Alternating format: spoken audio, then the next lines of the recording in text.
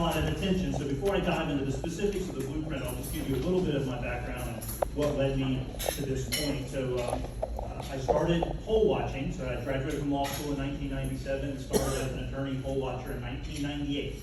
So I've been at this for about almost 25 years in watching the elections process, and continue doing that through 2014. So I did every election from 1998 through 2014, including in 2000, I was in Palm Beach County for Bush v. Gore. So I spent 12 hours on election day watching people vote, and did that through the numerous elections, and also in 2010 went out to Nevada to lead election day operations. Actually, it was an entire week for early voting out there. So I've seen how other states do it, and then how we do it. And then so I've been able to watch for the last 25 years how Florida went from Florida in 2000, from hanging chads, pregnant chads, dimple chads, those rubes down there, they don't know how to run an election, they're messing everything up, to where we are today, which is the gold standard for elections administration in the United States. And I don't just say that because I'm the Secretary of State. I say that because others say it, from other secretaries that I talk with and speak with and what they're doing in their states,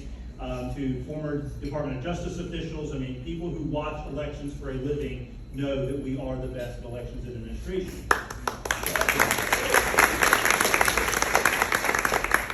And part of that, and really it comes from many, many years of Florida improving its elections through the legislative process. And I see Senator Harrell here from her time,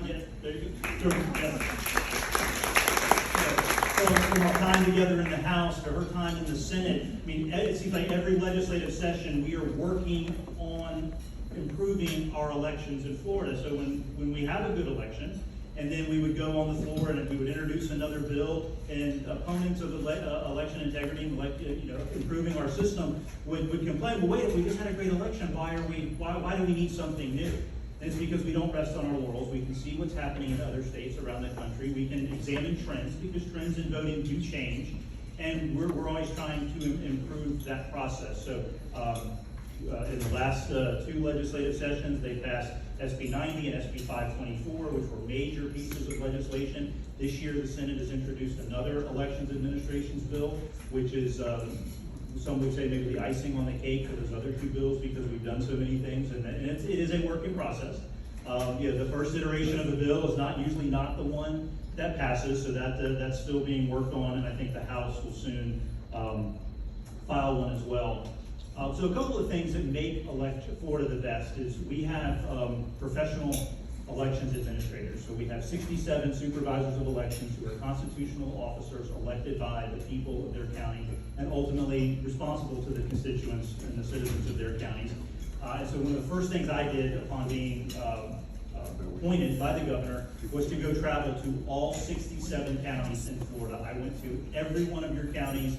I met with your supervisors and their staffs in their office, and I can tell you, from our largest county, Miami-Dade, which has 1.5 million registered voters. So think about that. Miami-Dade County alone has more registered voters than many of our states have total populations. It is a massive, massive operation. Then you go to our smallest county, Liberty County, smallest by registered voters, with about 4,500 registered voters. So you can see the wide disparity. I mean, Miami with a ton of staff, to some of the smaller counties, they have a supervisor of elections and maybe one staffer. They have 2 people that are running the entire election. And so one thing I didn't know, or what I learned when I got into the role, was other states don't have that. I mean, they have maybe a city manager, a county clerk. I think it's Wisconsin, because I recently met, and in fact, a state representative from Wisconsin came to Florida on his own dime to talk to us about how they can improve elections administration in their state. So other states are looking to us and trying to learn from us.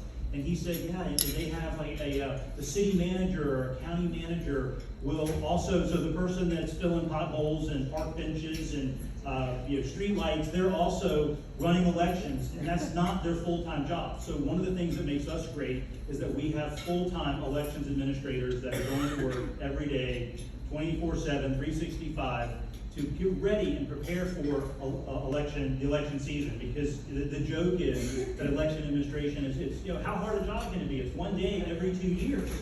No, it is not. We are preparing now for 24. In 2024, we're going to have 3 statewide elections. So I am already in election mode for next year, getting ready, and our staff is working on it every single day to prepare. So one is having professional SOEs. Election results reporting and canvassing. So there's a reason why in Florida, you know the results of the election on election night. Typically by around 10 o'clock, you know who's won elections in Florida. And we have over 14 million registered voters. So how does this, the third largest state in the country, do that? Because we start canvassing votes, and by canvassing I mean counting. We start counting votes in the weeks preceding election day. So that first number that comes out, so if you're sitting at your computer, I know I did as a candidate, and sitting there hitting F5, refreshing, waiting for the SOE's website to update, getting the results. That first number that comes out, that first print, that is the count of your vote by mail and early voting. So that first number comes out. So we already have, and in Florida, a third of the people vote by mail, a third vote early, and a third vote by election day, and the stats bear that out. It's about a third, a third, a third. So 2/3 of the total vote we have already counted by election night. So about 7:30 when the polls close, you know 2/3 of what's happened, and then the rest of the night is then concentrated on election day.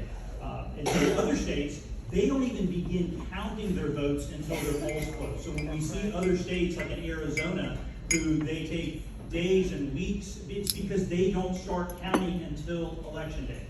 Also in Florida, all votes must be in the supervisor's office by 7 p.m. So if you vote by mail, if that ballot isn't received by the supervisor's office by 7, it doesn't get counted. And I can tell you in November, there was a mail truck that got stuck on I-4 and didn't get to the SOE's office, and those mail-in ballots didn't count. And so we enforce those rules. For other states, all the ballot has to be is postmarked by election day. And so the post office will tell us, I mean, it can take 7 to 10 days for mail to ultimately reach its destination. And this is why we see these delays. That's a simple fix for their legislators. I mean, there's absolutely no reason why every state couldn't follow our model and count their votes and get them in by election. Because every day beyond election day that goes on, doubt starts to creep in, distrust grows amongst the electorate, and that's why we see the distrust that we have. We maintain a very strong litigation posture in Florida. The governor repeatedly says we are the law and order state. I can't even count how many lawsuits have been filed against me regarding elections.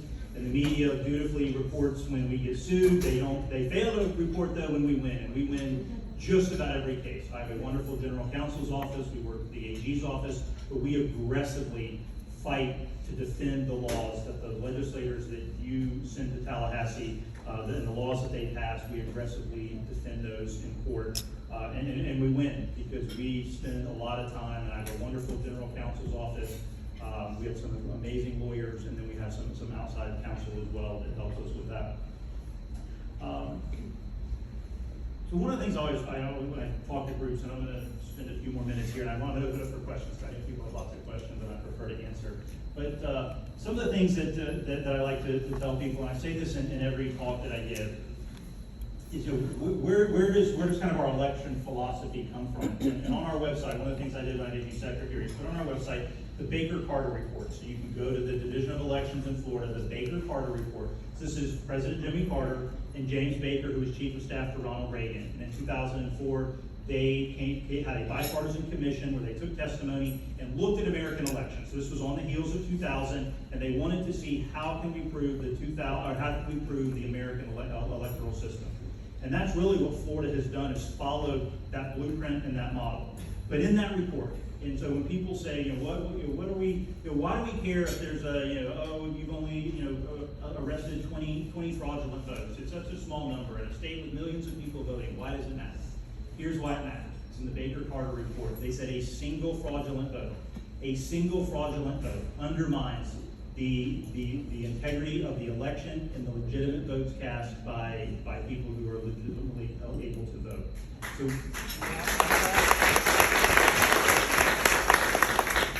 does anybody know the significance of the number 537? Right. So in Bush v. Gore, that was the number that separated having a President Gore from a President Bush. In Miami-Dade County alone, there are 700 precincts. So if there's one fraudulent vote in each precinct, just one in each precinct, you have the presidential election changes and the history of our country changes. We have thousands of precincts all over the state. So if there's one fraudulent vote in every one of those precincts, think about that. So the numbers, it doesn't matter how small, it doesn't matter how infinite, and we will never have a perfect election. There is no such thing. The election rolls change every single day. Every day, someone turns 18 and becomes a registered voter. Someone dies. Someone moves in the state. Someone moves out of the state. Someone moves within the state. Someone becomes a felon and gets taken off the rolls. Someone has their rights restored. So every single day, our voter rolls change. And I see as my number one job is to improve the integrity of the voter rolls. Which leads me to my next, somebody asked me yesterday, are you going to talk about ERIC? And so we recently, Florida pulled out of the ERIC system.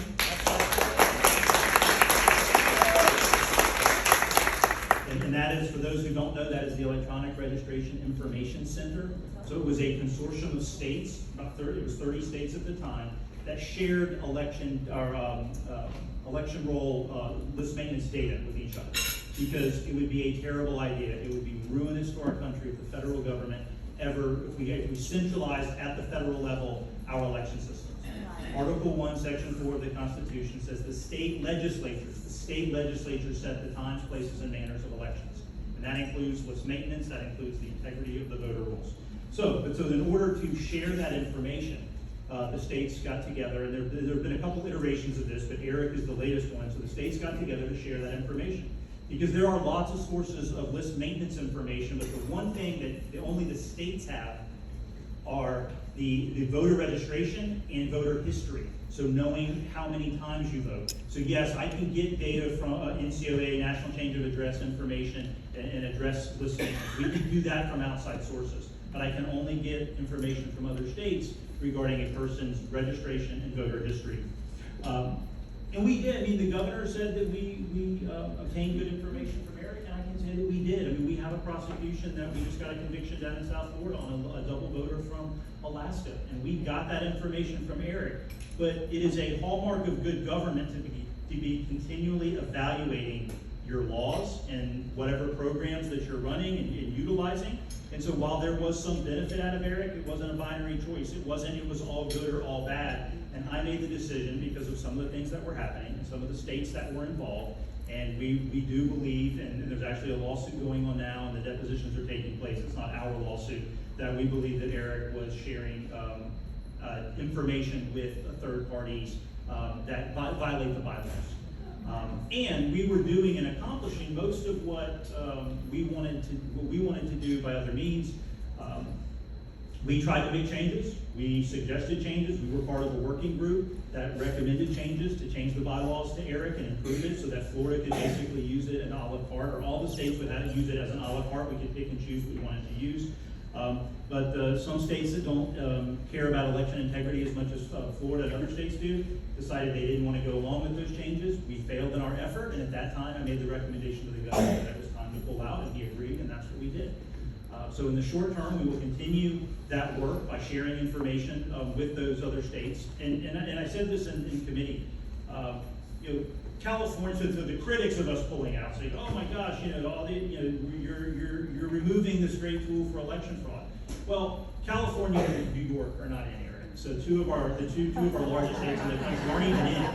And then our surrounding states. I mean, most of our double registrants are coming from Georgia, Mississippi, Alabama, our surrounding states. So I have great relationships with those secretaries, and we're going to share that information. So in the short term, we can do that through MOUs, memorandums of understanding between individual states, and the states that left ERIC, which include West Virginia, Missouri, Louisiana, Alabama, Iowa, Ohio.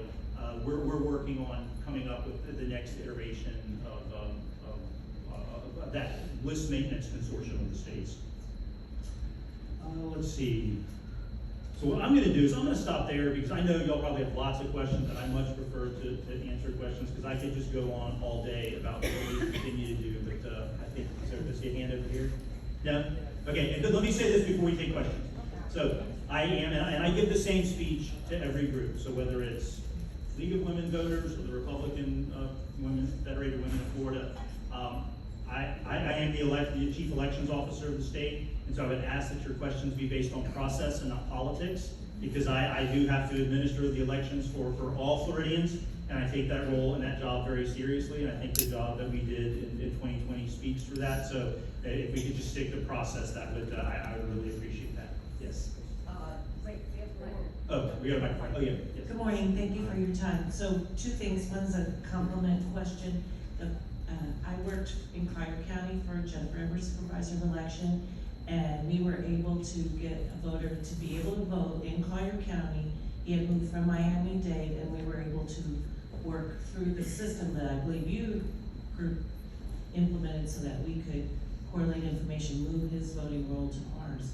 And there was people, when I told the story, what a great system, they said that's bad because he probably could have already voted over in Miami. So my question is, that's not true, right? And they would collide, wouldn't they? Yes, correct. Okay, good. That could, yes, well, thank you. Jennifer Edwards, we're sorry to see her go. She's Yeah. a wonderful supervisor of elections in Collier. But no, that can't happen. I mean, so we have systems where they talk to each other, and voters know on election day, I mean, the supervisors know if someone's voted in one county that they haven't voted in, that they're not voting in another county. We do run into situations though where we get what we call hijacked voters. So sometimes someone of the same name, so if you have a Tom Smith in Miami-Dade and a Tom Smith in Collier, if the election worker is maybe a little sloppy and they don't match it up exactly, that voter gets, the wrong voter gets pulled over, and it may look like, because we had this on election day, somebody called us and said, I haven't voted, they're telling me I have, and we quickly looked it up in our system, we were able to rectify the problem. I mean, when you have 14 million voters in 67 counties, mistakes happen. I mean, that is just the nature of that much data flying around in a very short amount of time. But we fixed that, and we have all of the entire voter roll at the state level. Yes, thank you for making that available to us. Also, follow up, where are you on hand count of counts? So, all right, so, and I get that a lot. I get a lot of emails about hand counting. And you know, typically what somebody does is, well, France does it. Look how big France is. France votes a slate. So you walk in and they have basically red team, blue team. And that's what you vote on, and you're voting for everybody in that party. And that's how they're able to do it. The machines, we at the state level, so, and I try to stress this to everybody, you can't look at what's going on in other states and compare that to what's happening in Florida. We certify all tabulation machines at the state level. So the supervisors are not allowed to go out and just buy whatever system they want to buy. It has to be certified by us. And I can tell you, we have an entire team of technicians that rip those machines apart, that run them through every test, so that we know before we put a machine out to the voters that it's going to tabulate the votes accurately. When I was in the legislature, I ran the legislation that says that the paper ballot is the best evidence of the voter's intent. So when you go and you mark your mark since ballot and you run it through the machine, if something happened and we had to go to a recount, and I participated in recounts, it is that piece of paper that ultimately, the piece of paper that a canvassing board would pick up and count is the best evidence. It is not what the machine tabulates, and we have auditing in Florida, which is another reason why we're the best, so we audit at 10%.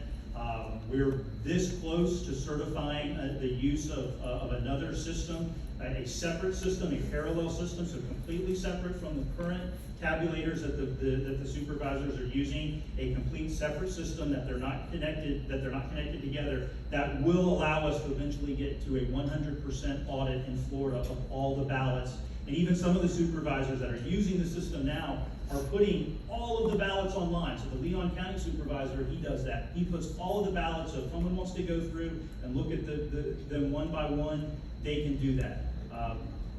So if you know, our hallmark is getting our results counted timely, we would not be able to do that hand counting. I mean, that really is the truth. And so we would be at that stage of having, we'd be weeks. I mean, you think about, like I said, Miami-Dade with 1.5 million voters. That's a long time to count, hand count ballot. And you also have to remember, some of the counties, I mean, Miami-Dade, they will have 4-page ballots. you have federal elections, state elections, local referendums, constitutional amendments. So if you hand count and they have 30 things on the ballot, you gotta hand count every single one of those. We would be at weeks after the election knowing the results, so. Next question right here. I want to ask about vote by mail. Obviously, the voter rolls are a great source of fraud and also vote by mail. So what is the philosophy, at least right now, about skinning down vote by mail? You know, taking it back step by step. Is that going to happen?